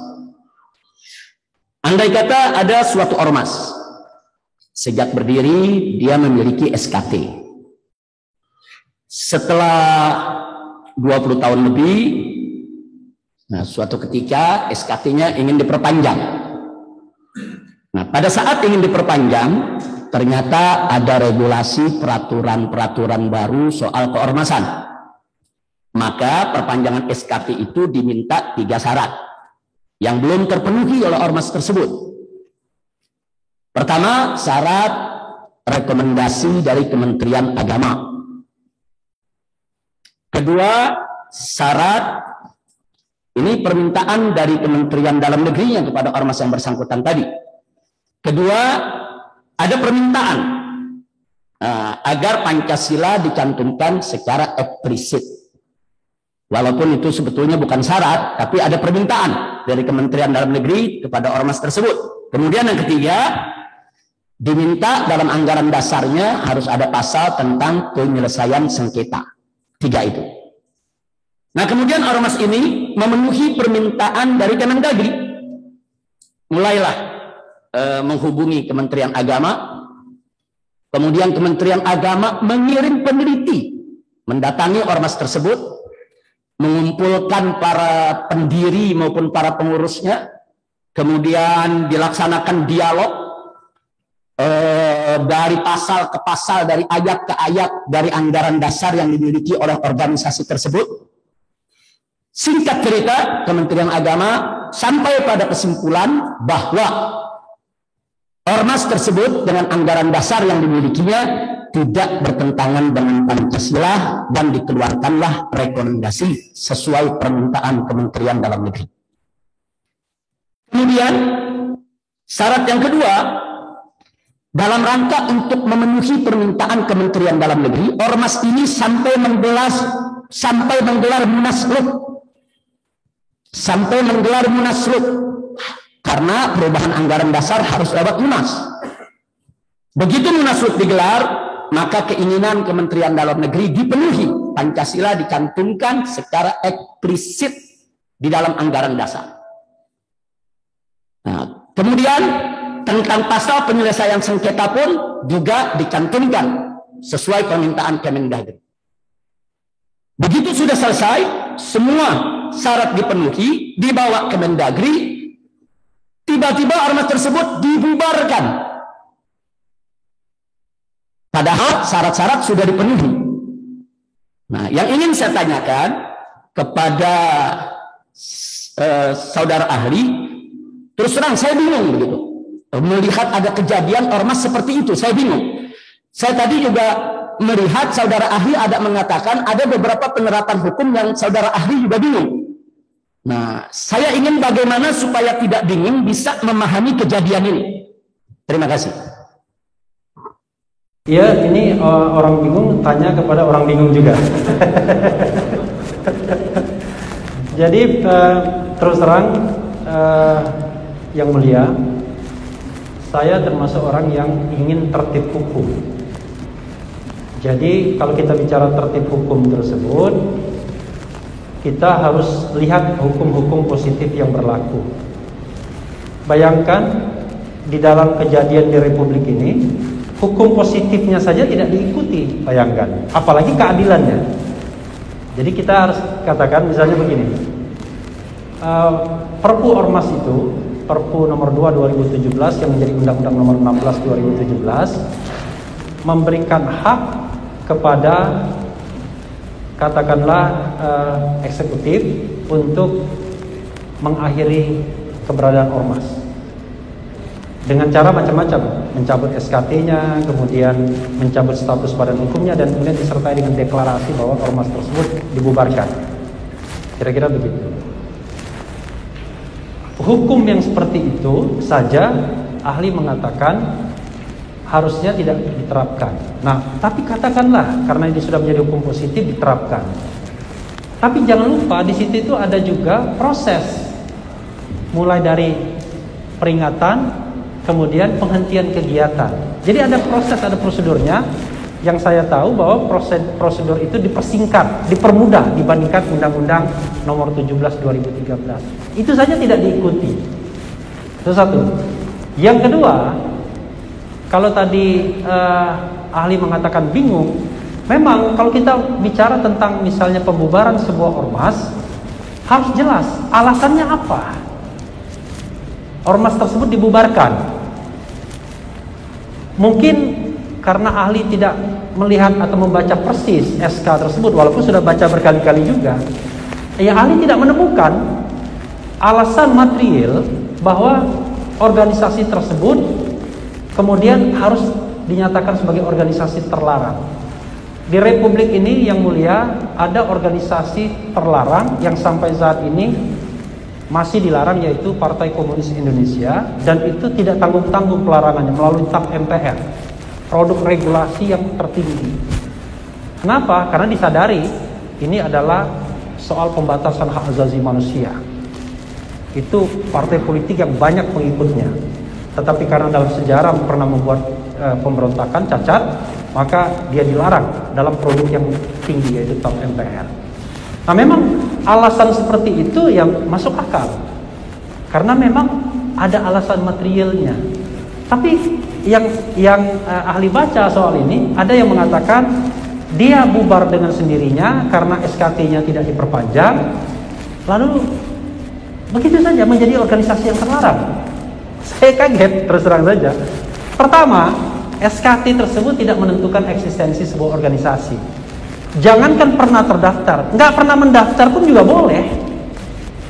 Coba cek organisasi-organisasi yang mendapatkan bantuan pemerintah hingga saat ini, ada juga yang nggak terdaftar sebenarnya. Karena itu soal tertib administrasi kita. Yang kedua, saya kok merasa heran, mengapa pemerintah menolak untuk pendaftaran? Padahal pendaftaran itu adalah misi pemerintah di dalam Undang-Undang 17 2013 tentang keormasan, agar mereka punya tertib administrasi. Maksudnya adalah biar mudah mereka melakukan kontrol, meminta pertanggungjawaban dan lain sebagainya kalau seandainya organisasi tersebut melakukan katakanlah tindakan-tindakan yang misalnya melanggar hukum atau pemerintah ingin memberikan bantuan. Jadi kalau ada organisasi sampai tidak bisa mendapatkan SKT setelah dia memenuhi semua syarat misalnya, dan jangan lupa syarat tersebut harusnya syarat administratif sifatnya, jangan syarat yang substantif. Karena kalau syarat substantif tersebut tentu harus diuji secara ilmiah atau diuji melalui proses pengadilan seperti ini. Karena itu ahli mengatakan, ya ahli juga bingung kenapa organisasi itu dibubarkan kalau memang tidak ada alasan materialnya begitu. Kecuali kalau ada vonis pengadilan, due process of law, kesalahannya sudah dijatuhkan, vonisnya membubarkan, itu kita harus menerimanya sebagai sebuah vonis pengadilan. Tapi ini memang betul-betul tidak ada alasan, kecuali ya tadi karena SKT-nya tidak diperpanjang. Terima kasih saudara ahli. Masih soal keormasan. Nah, tadi saudara ahli sudah bicara panjang lebar soal pelaku pelanggaran pidana, bertanggung jawab masing-masing. Siapa yang melakukan pelanggaran, dia yang bertanggung jawab. Nah, pertanyaan saya, jika ada satu instansi pemerintah, katakanlah kejaksaan umpamanya, kemudian ada oknum-oknum jaksa yang korupsi. Nah, pertanyaan saya secara ketatanegaraan, apakah adanya oknum-oknum jaksa yang korupsi itu boleh dijadikan alasan untuk membubarkan instansi kejaksaan atau menangkap jaksa agungnya padahal jaksa agungnya tidak terlibat? Itu pertanyaan saya, itu dulu. Iya, dan saya kira jawabannya jelas, tidak bisa ya. Justru kan selama ini banyak sekali kasus-kasus yang mendera pejabat hukum, tapi kita selalu mengatakan itu adalah oknum, itu adalah orang dan individual responsibility. Kalau memang ada yang terlibat, maka harus dibuktikan keterlibatannya, tetapi tidak boleh tiba-tiba yang dihukum adalah institusinya. Itu Kecuali hukum kita mengatakan hal demikian, dan sejauh atau sependek pengetahuan ahli belum ada hukum kita yang mengatakan demikian. Kalau hukum mengatakan bahwa korporasi bisa dipidanakan, ada. Tapi sekali lagi, tentu kejahatan korporasi dan kejahatan individual itu bisa sama, bisa berbeda. Tapi secara umum, tindak pidana yang dilakukan oleh individu itu tidak bisa dibebankan ke organisasinya. Gitu. Baik, terima kasih. Sekarang kita kembali ke soal ormas. Suatu ormas ada oknum-oknumnya yang terlibat pelanggaran pidana. Beberapa, kalau dibandingkan dengan anggotanya yang jutaan di seluruh Indonesia, hanya beberapa, kurang lebih sekitar 10 atau 11 orang. Dan oknum-oknum dari ormas tersebut yang bersalah tadi sudah ditahan, ditangkap, diadili, putusannya sudah inkrah, dan mereka sudah melaksanakan sanksi hukum. Bahkan sebagian dari mereka diberhentikan oleh organisasi karena terbukti bersalah di pengadilan. Nah, pertanyaan saya, jika kejadian oknum-oknum tadi yang bersalah, yang diadili, yang divonis, yang dipenjara, itu dijadikan alasan untuk pembubaran organisasinya, padahal di pengadilan mereka tidak terbukti kalau organisasi yang memerintahkan pelanggaran tersebut, dan itu sudah inkrah putusannya.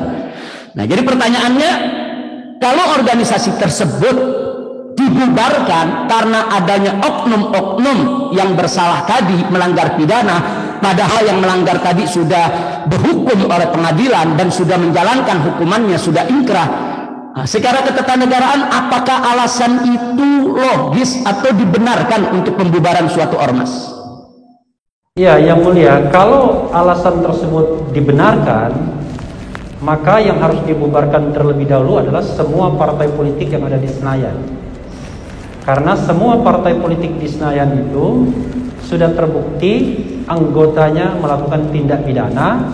Salah satunya adalah tindak pidana korupsi yang merupakan extraordinary crimes. Dan pesan reformasi, kita harus memberantas KKN. Tapi kan tidak begitu, penerapan hukumnya tetap individual responsibility. Walaupun jumlahnya banyak, dan kita tahu bahwa setiap saat ada saja kepala daerah yang ditangkap, anggota-anggota DPR yang sudah dijadikan tersangka, bahkan dipidana, menteri dari partai politik juga begitu. Tapi tidak pernah orang mengatakan bahwa partai politiknya harus dibubarkan. Walaupun wacana itu bukan berarti tidak ada sama sekali. Tapi hukum positif kita tidak pernah mensasar organisasinya. Hukum positif kita hanya melihat kelakuan orang-orangnya saja, dan orangnya itulah yang dihukum atau diproses. Kendati pun misalnya dalam suatu tindak pidana tersebut melibatkan elit politiknya misalnya, orang yang paling dekat misalnya, tetap saja pendekatannya individual responsibility, bukan organisasinya yang diberangus, dibubarkan, tetapi orangnya yang diproses. Seperti itu Yang Mulia. Mudah-mudahan kalimat saya ini tidak salah. Semua partai politik di Senayan anggotanya pernah melakukan tindak pidana korupsi dan sudah dihukum. Ya, terima kasih. Sekarang pertanyaan yang terakhir buat saudara ahli Dr. Refli Harun. Tadi Anda sudah bicara panjang lebar tentang equality before the law. Kemudian dalam penjelasan Anda tadi ada satu hal yang menarik. Anda sudah menyatakan bahwa diskriminasi hukum bertentangan dengan konstitusi. Nah, pertanyaan saya sama dengan apa yang saya tanyakan tadi kepada Dr. Nasir. Menurut pandangan Anda, secara ketatanegaraan, apa bahayanya bagi ketatanegaraan kalau penerapan hukum, baik itu hukum pidana maupun hukum lainnya, ada diskriminasi? Dengan kata lain, apa bahaya diskriminasi dalam penerapan hukum bagi ketatanegaraan Republik Indonesia yang tercinta ini? Silakan. Secara pendek saya mengatakan adalah hancurnya negara hukum kita. Karena negara hukum kita adalah negara yang dibangun berdasarkan atas konstitusi dan peraturan perundang-undangan di bawahnya.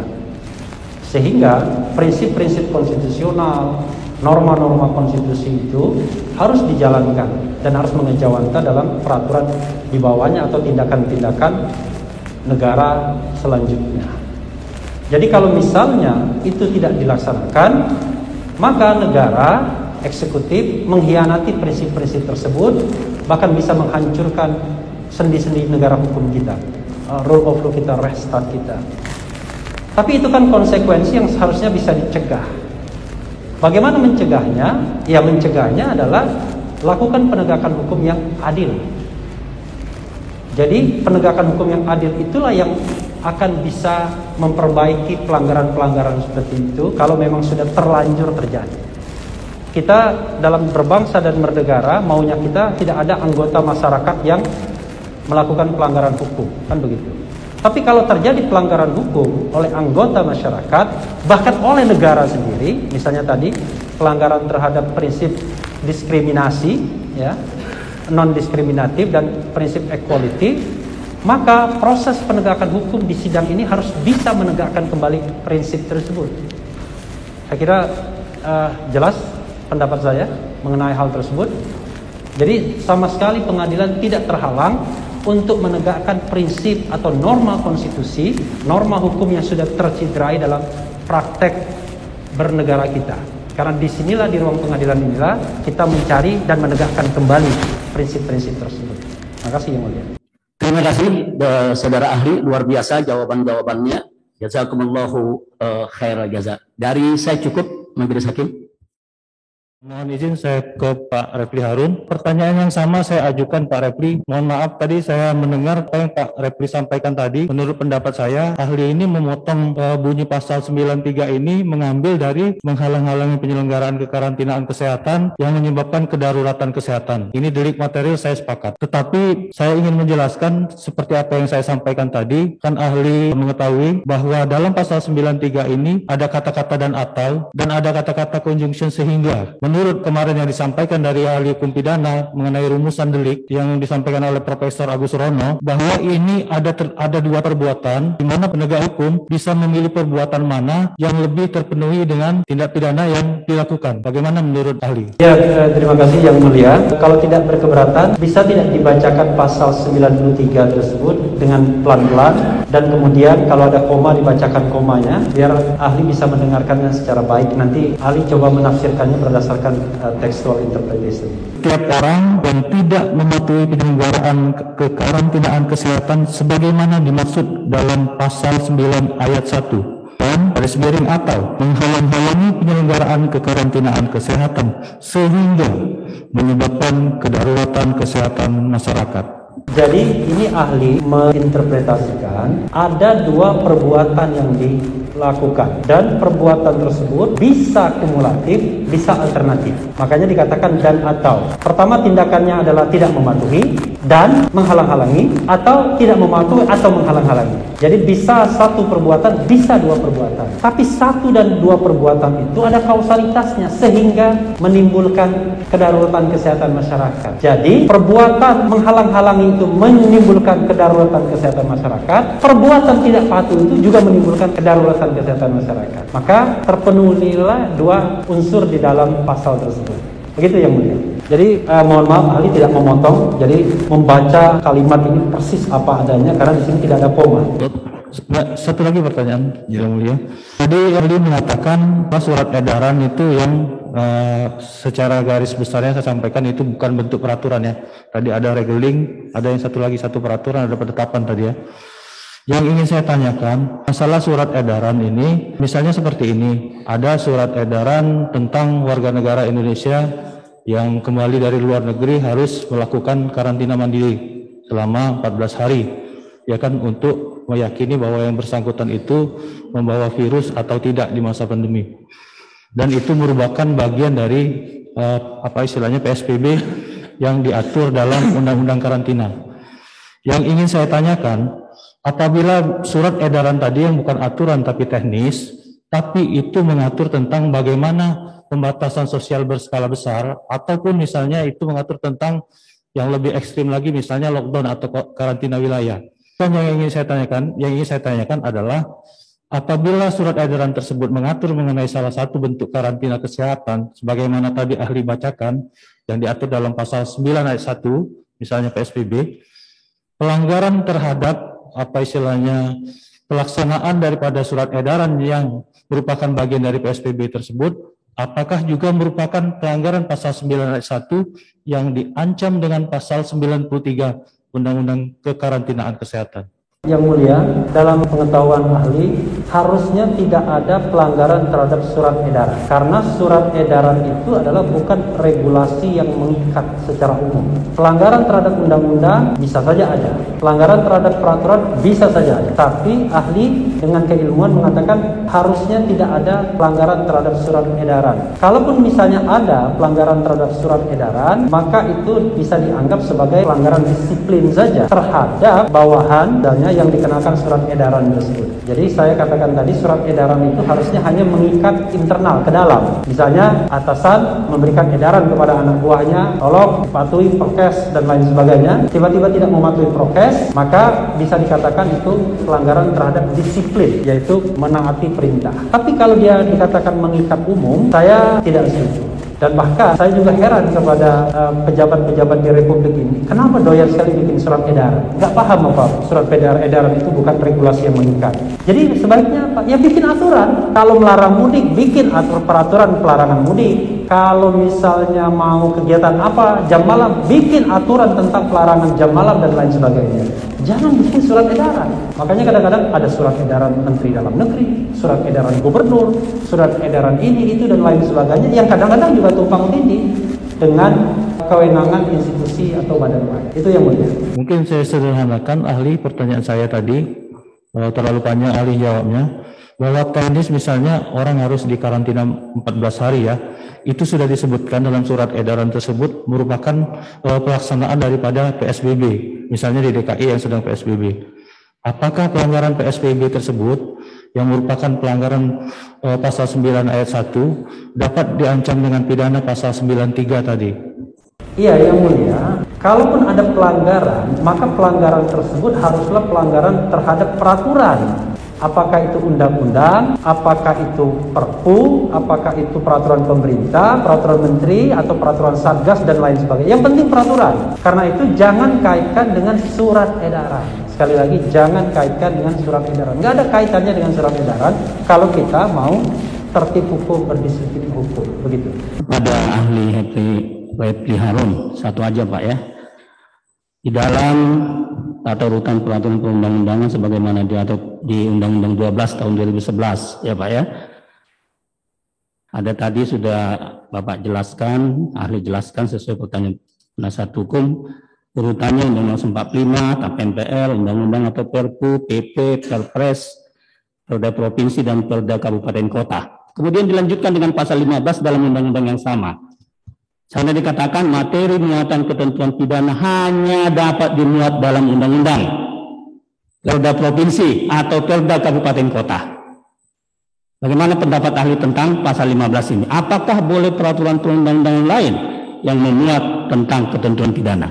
Ya, kenapa ketentuan pidana itu hanya bisa dibuat di 3 produk itu, undang-undang, Perda Provinsi, dan Perda Kabupaten Kota? Karena ini terkait dengan teori representasi. Jadi ketiga produk hukum tersebut adalah produk hukum yang concerned by the people, harus dengan persetujuan rakyat karena mengandung hukuman, baik itu hukuman badan maupun hukuman yang lain. Karena itu tidak boleh hanya satu cabang kekuasaan saja yang membuat hukuman seperti itu, tetapi tentu gradasinya berbeda. Perda tidak boleh memuat hukuman yang melebihi 6 bulan misalnya, atau denda yang terlalu berlebih-lebihan, karena levelnya hanya Perda Provinsi atau Perda Kabupaten Kota. Tapi sekali lagi ini mengangkat level perda, bahwa perda itu memang aturan yang dibuat tidak hanya karena kepala daerah tapi persetujuan rakyat. Jadi kita mengenal joint power dalam pembentukan peraturan perundang-undangan. Di level pusat itu adalah undang-undang, kemudian di level provinsi itu perda provinsi, di level kabupaten kota itu adalah perda kabupaten kota. Dan ke dalam 3 peraturan inilah sanksi pidana atau ketentuan pidana boleh dimuat dengan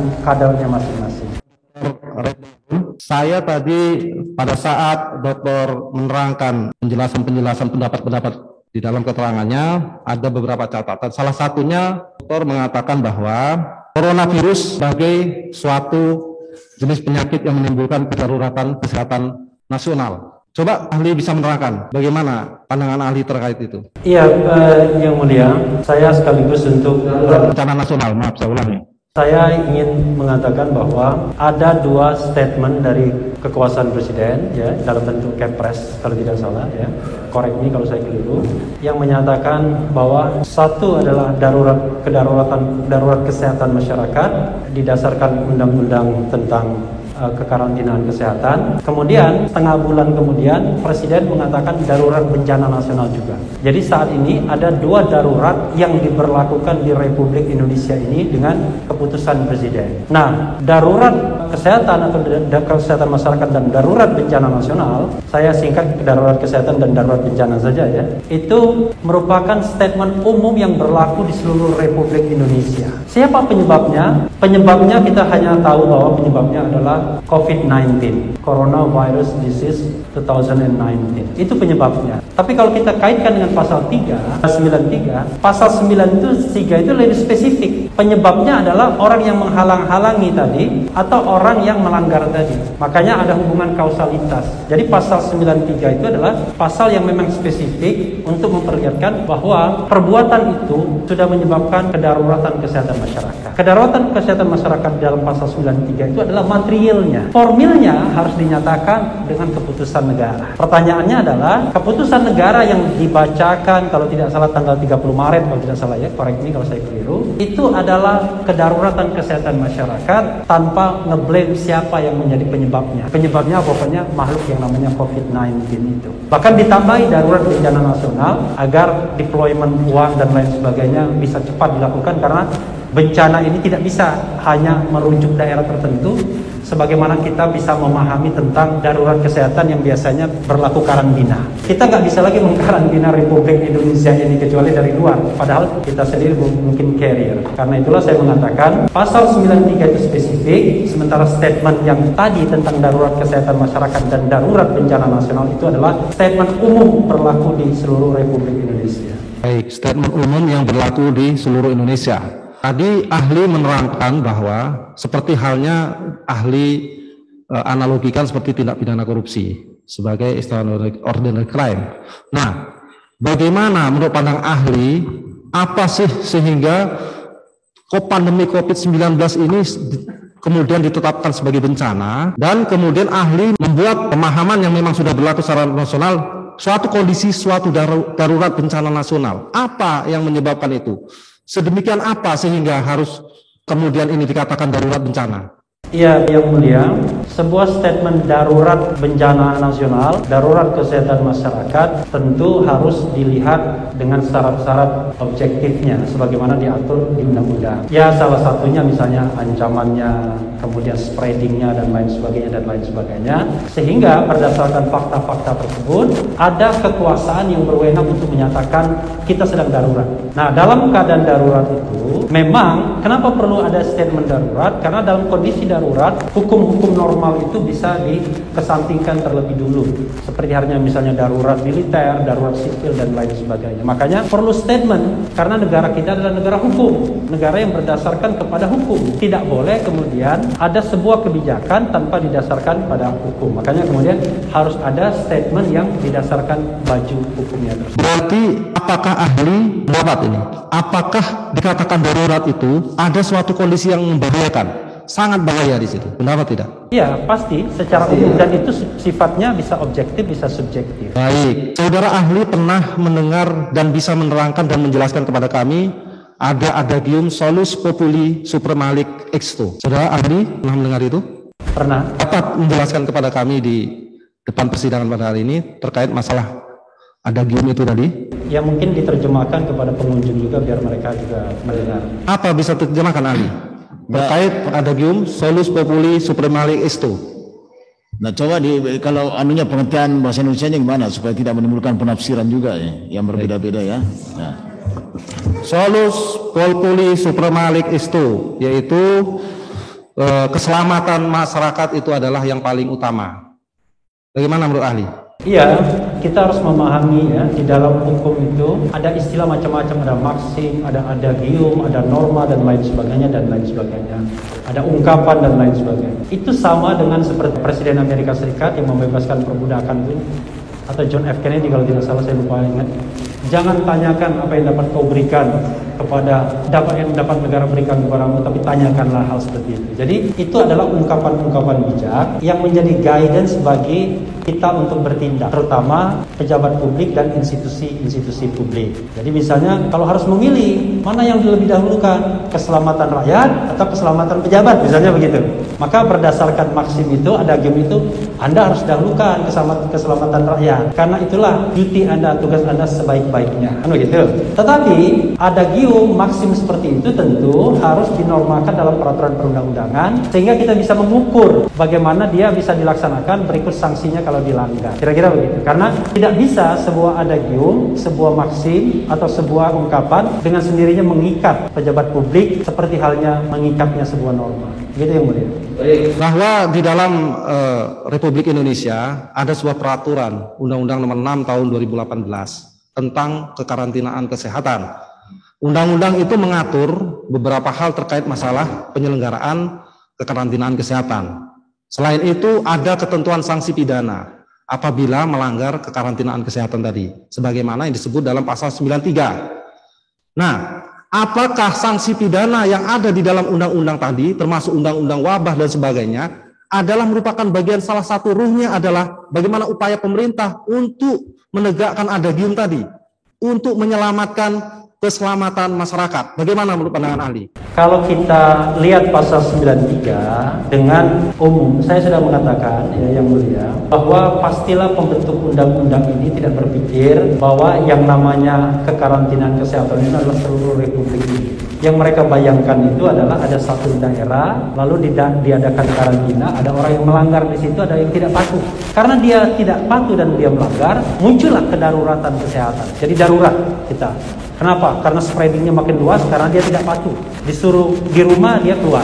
Tapi kita tahu bahwa kedaruratan kesehatan masyarakat yang dinyatakan oleh Presiden melalui Kepres ini, itu selain faktual juga antisipatif. Agar segala daya upaya itu bisa dilakukan untuk mengatasi pandemi COVID ini. Dan pastinya bukan mudah. Makanya kita berdebat, kenapa misalnya kok yang diambil PSBB, pembatasan sosial berskala besar. Kenapa tidak karantina wilayah? Kenapa tidak karantina rumah? Karena semua pilihan itu membawa konsekuensi masing-masing. Salah satu konsekuensinya kalau ada karantina rumah atau karantina wilayah, maka negara harus menyediakan kebutuhan pokok, bahkan hewan ternak, hewan peliharaan masyarakat di situ. Bayangkan nggak kalau yang dikarantina itu sebuah provinsi, tapi kalau yang dikarantina itu hanya sebuah rumah, maka mudah sekali memberikan makan kepada mereka agar mereka tidak berpergian kemana-mana. Nah ini yang sebenarnya tidak diantisipasi oleh pembentuk undang-undang. Karena itu pasal 93 itu masih dalam rangka kasus yang spesifik. Jadi ada orang yang melanggar, ada orang yang tidak patuh, muncullah kedaruratan karena ternyata gara-gara dia spreading tinggi dan lain sebagainya dan lain sebagainya. Dalam kasus COVID-19 ini, sebelum adanya kerumunan pun sudah terjadi kedaruratan itu dan sudah dinyatakan oleh Presiden. Jadi bukan penyebabnya kerumunan itu sehingga berlaku pasal 93, tapi kedaruratan tersebut adalah sesuatu yang dinyatakan sendiri oleh Presiden dan tidak melihat siapa pelakunya, tapi hanya melihat bahwa ada virus yang namanya COVID-19. Begitu ya, Mulia. Baik, tadi telah dijelaskan bahwa ahli mengatakan bahwa kejahatan yang ketentuan sanksi yang ada di dalam pasal 93 adalah termasuk dalam pengertian pelanggaran. Apakah demikian? Iya, menurut pengetahuan. Baik. Dari mana dasar ahli mengatakan bahwa ketentuan pasal 93 itu adalah merupakan suatu pelanggaran? Coba terangkan ahli dalam perspektif hukumnya. Yang mulia, di sini ahli dipanggil berdasarkan keahlian dan tentu reputasi yang dipercaya oleh majelis hakim, sehingga apa yang ahli katakan tentu didasarkan pada pembelajaran selama ini, teori-teori yang selama ini. Bahwa kalau kita belajar hukum itu tidak hanya cukup membaca undang-undang, tapi kita tahu harus azasnya, prakteknya, perbandingannya dan lain sebagainya dan lain sebagainya. Dan itu sudah menjadi pengetahuan umum di dalam hukum pidana yang kita juga pelajari sebagai mahasiswa hukum. Ada yang namanya kejahatan, ada yang namanya pelanggaran. Dan kalau kita bicara kejahatan, maka umumnya kejahatan itu rata-rata diatur di dalam kitab undang-undang hukum pidana. Ada juga ketentuan-ketentuan di luar hukum pidana, kitab undang-undang hukum pidana yang biasanya memang core bisnisnya di sana. Misalnya undang-undang tentang pemberantasan tindak pidana terorisme. Itu undang-undang tentang pidana. Undang-undang tentang pemberantasan tindak pidana korupsi. Itu pasti pidana perspektifnya. Tapi kalau ada undang-undang kekarantinaan kesehatan masyarakat, pasti bukan hukum pidana. Bukan undang-undang yang mengatur core bisnisnya masalah pidana. Tapi ini adalah masalah bagaimana mengatasi kesehatan masyarakat yang berarti bisa kita golongkan sebagai hukum administrasi. Nah, tetapi kita tahu bahwa untuk tegaknya hukum administrasi itu kadang-kadang dibutuhkan sanksi pidana. Makanya di dalam hukum administrasi pun ada sanksi pidananya. Tetapi sanksi pidana itu bukan main job, bukan main business dari undang-undang itu. Undang-undang itu bertujuan untuk bagaimana mengatasi penyakit pandemi, kesehatan masyarakat, bukan ditujukan untuk menghukum masyarakat yang melanggar pandemi. Beda sama pemberantasan korupsi, memang dimaksudkan untuk menghukum orang yang melakukan tindak pidana korupsi atau terorisme. Jelas bedanya. Tadi ahli menerangkan bahwa di dalam kitab undang-undang pidana ada pembedaan tentang kejahatan dan pelanggaran. Jika demikian, kita ketahui bersama di dalam kitab undang-undang pidana adalah terdiri dari 3 buku. Bab 1 tentang ketentuan umum, bab 2 tentang kejahatan, dan bab 3 tentang pelanggaran. Artinya pelanggaran di sini diatur tersendiri dari bab kejahatan. Nah, terkait dengan hal itu, saya ingin meminta pendapat Pak ahli. Apakah di dalam pasal 93 itu ada yang kemudian menetapkan suatu ketentuan yang menetapkan bahwa pasal-pasal ketentuan pidana yang ada di dalam, terutama pasal 93 itu adalah merupakan masuk dalam bab pelanggaran atau sebagai suatu bentuk pelanggaran? Ya, kalau begitu saya balik, apakah saudara jaksa penuntut umum yakin bahwa itu adalah kejahatan? Saya yakin itu kejahatan. Oke, jadi terima saja. Kan saya juga tidak bisa membantah bahwa yang namanya melanggar prokes, yang namanya tidak mematuhi prokes itu adalah kejahatan. Maka bapak-bapak sekalian, yang mulia sekalian, tolong adili semua Republik Indonesia yang melanggar prokes karena itu merupakan sebuah kejahatan. Pertanyaan saya di sini, apakah bisa dilonggarkan undang-undang ini meskipun tidak jelas misalnya seperti itu tadi, ya tetap digunakan untuk menjangkau pelanggaran kerumunan. Nah, karena menurut para ahli kesehatan bahwa di situ mempercepat penyebaran. Bagaimana pandangan ahli terhadap ini? Yang mulia, memang kita harus lihat kalau kita kaitkan dengan pasal 93 lagi pasal 93.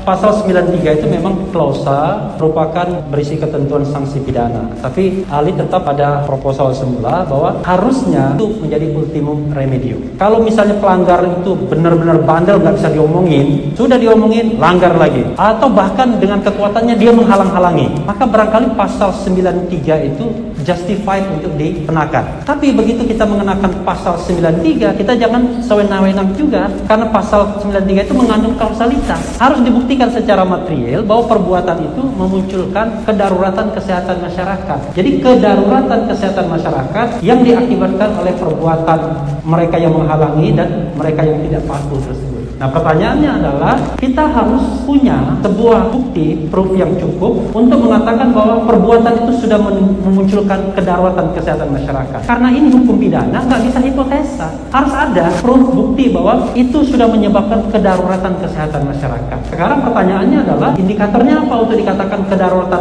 kesehatan masyarakat? Misalnya, setelah kejadian itu sekian kena, sekian yang meninggal dan lain sebagainya, maka itu darurat kesehatan masyarakat. Negara kemudian memberikan stempel bahwa kasus itu sudah memunculkan kedaruratan kesehatan masyarakat, maka kenalah dia pidana. Itu spesifiknya. Tapi yang terjadi di kita ini enggak umum. Makanya ketika umum begini, kita juga bingung. Kalau misalnya dikatakan melanggar itu misalnya social distancing, kalau kita pakai perspektif itu kejahatan, ya, melanggar prokes. Bahwa menjaga jarak tidak 1 meter itu kejahatan. Maka setiap sholat Jumat, hari Jumat, coba kita datang ke masjid-masjid, masih banyak yang karena masjidnya tidak cukup menampung, itu tidak bisa menjaga social distancing. Pertanyaannya adalah kalau itu kejahatan, maka hukumlah mereka semua. Bawalah mereka semua ke pengadilan. Maka tiap hari kita akan menyaksikan bahwa pengadilan penuh dengan orang yang sholat Jumat yang tidak bisa menjaga jaraknya karena tidak ada tempat untuk itu. Sementara mereka butuh beribadah, terutama pada bulan puasa ini. Begitu yang mulia.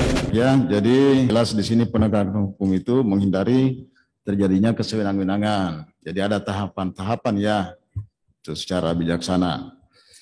Kemudian mengenai tadi persamaan kedudukan di depan hukum, equality before the law, dikaitkan dengan fungsi hukum sebagai tool of law sosial politik. Pertahankan kekuasaan pemerintahan ini. Itu kan butuh hukum juga. Bagaimana, apa kriterianya? Di kadang ada satu kasus tidak diproses oleh kejaksaan karena jaksa juga punya hak mendeponir perkara, tidak memproses yang kembali untuk kepentingan pemerintahan atau negara, mungkin ahli yang lebih tahu lah gimana anunya itu ya. Pertanyaan saya di sini, apa kriteria-kriterianya yang bisa diterapkan itu untuk bisa mengesampingkan perkara? Ya, jadi jangan semua perkara, kalau ini tadi tentu ada hal-hal ya mungkin berkaitan dengan hukum ini sebagai alat politik. Ya, gimana Pak? Iya, memang tidak setiap pelanggaran diperlakukan secara sama. Tapi kalau kita bicara tentang, itu faktanya. Tetapi kalau kita bicara tentang keadilan, maka adil itu adalah kondisi yang sama harus diterapkan secara sama. Kondisi yang berbeda harus ditetapkan secara berbeda pula. Nah, pertanyaannya adalah, kita akan mengatakan, oh kondisinya tidak sama, karena satu kepala negara, satu warga negara biasa. Misalnya begitu. Tapi bagaimana kalau sesama warga negara biasa? Kan sama kondisinya. Kenapa tidak diterapkan peraturan hukum yang sama? Karena itu menurut saya, karena saya bicara tentang hukum, ya saya mengatakan susah memang untuk mengatakan bahwa ini adalah murni soal pendekatan hukum, itu saja yang mulia. Dan kita semua sudah tahu rasanya itu. Baik, cukup ya. Saya kira sudah cukup. Ada yang disampaikan ahli? Tidak sempat ditanya, silakan. Iya, satu saja statement karena menurut saya penting ya. Perlu dicatat bahwa sampai sekarang yang kita pahami adalah bahasanya adalah pelanggaran protokol kesehatan, bukan kejahatan protokol kesehatan. Itu saja yang mulia.